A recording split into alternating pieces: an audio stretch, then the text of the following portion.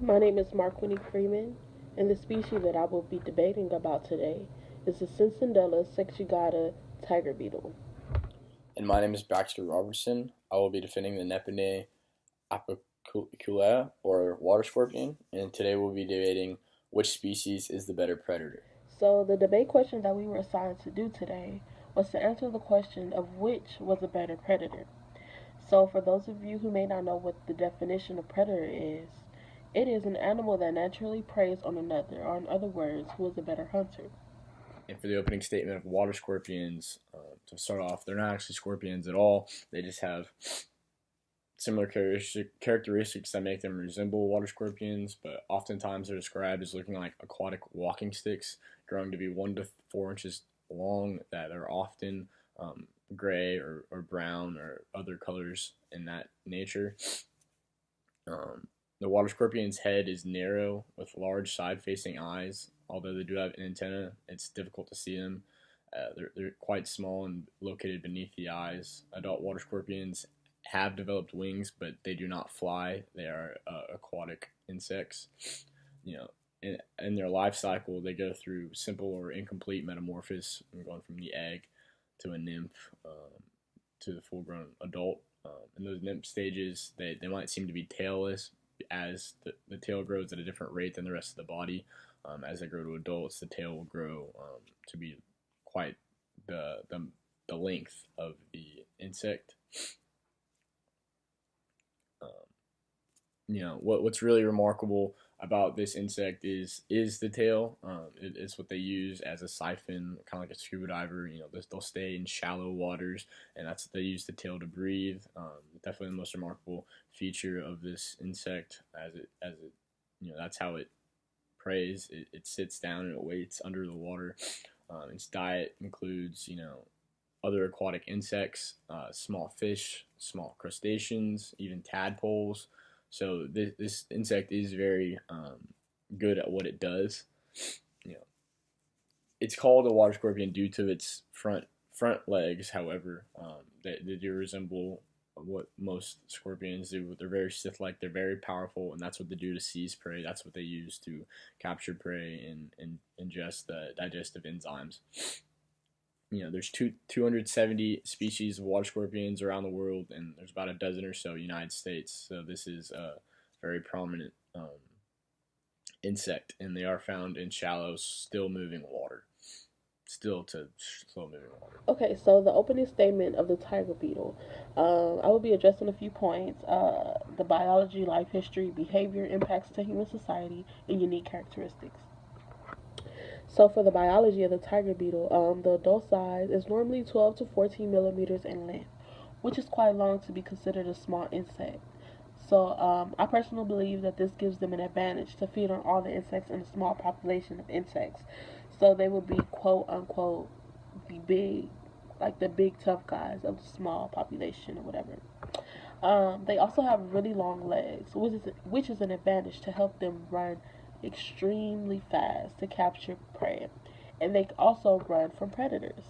Um, so a little bit of the life history is that they were originally formed in Northern America, um, and they were the species of the ground beetle in the Cicindelli family. So they're commonly found in forests between Minnesota, Rhode Island, and a small town of Ontario, which is south to Kentucky. The behavior is that they love to hunt for caterpillars, ants, spiders, and many arthropods. And the impact to human society is while tiger beetles are voracious predators of small arthropods, they do not bite humans unless handled. Some unique characteristics is that the common name is referred to the number of small spots on the back of the beetles. The colors range from metallic green to metallic blue, and this is on the abdomen of the beetle. I personally believe that the tiger beetle is a better predator with their ability to run extremely fast. They are the fastest land insect in the world. Their running speed is 0.53 meters per second with a 14 millimeter body length. So when you compare their body length to a human's body length.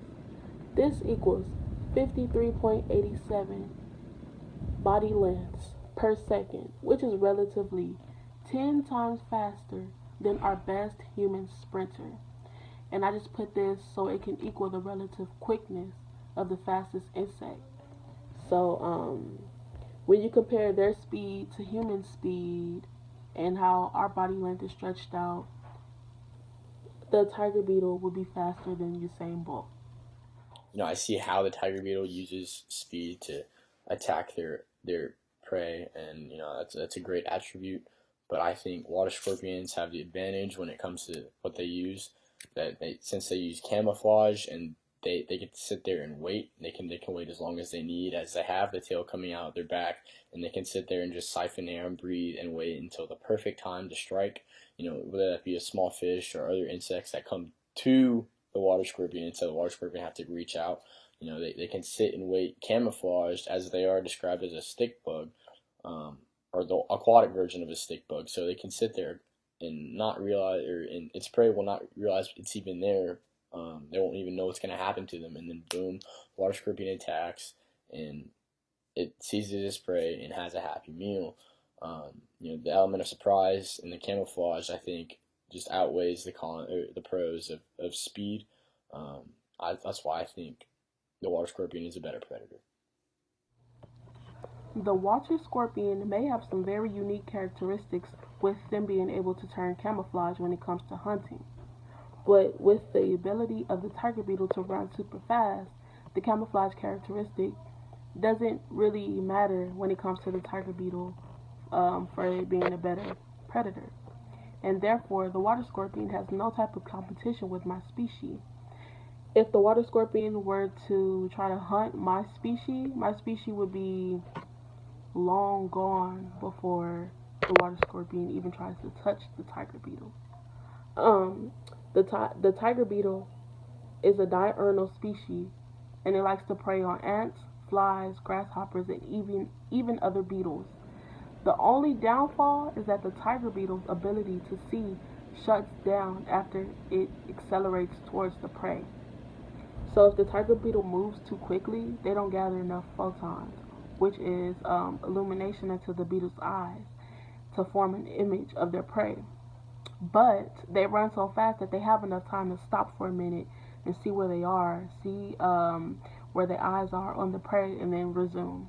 You see, although the tiger beetle is a great predator, they're too fast for its own good.